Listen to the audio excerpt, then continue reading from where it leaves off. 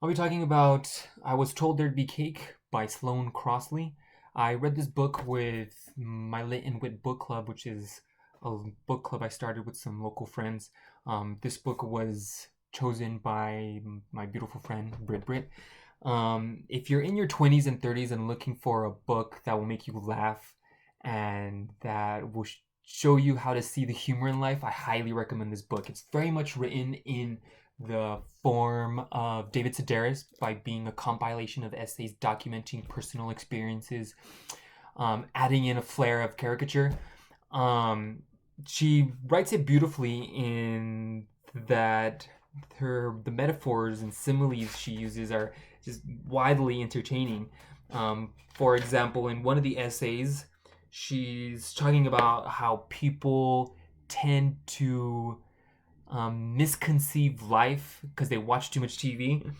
For example, they don't stop dead in their tracks because they realize they're in love with their best friend. They don't say, "I'm leaving you, Jack," and fade to a paper towel commercial. She and Richard lived in Delaware, and the law on the books in 1969 was one of those ancient East Coasty stipulations.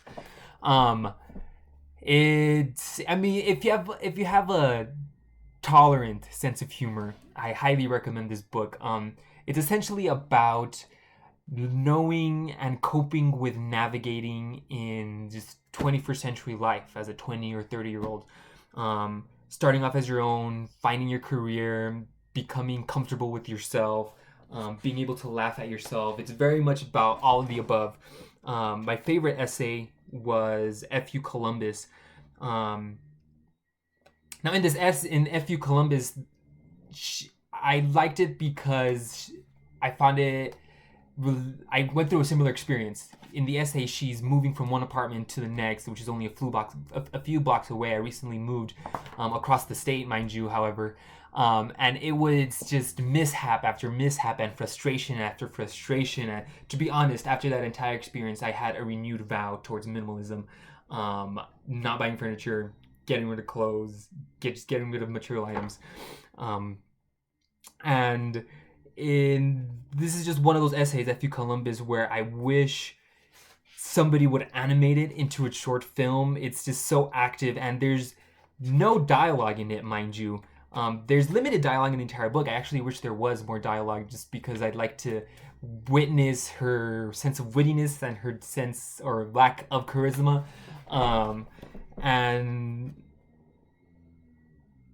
regardless, I found her entertaining on how she structured the book. For example, in one essay, she's trying to figure out who left a turd in her bathroom mat. Yes, I know.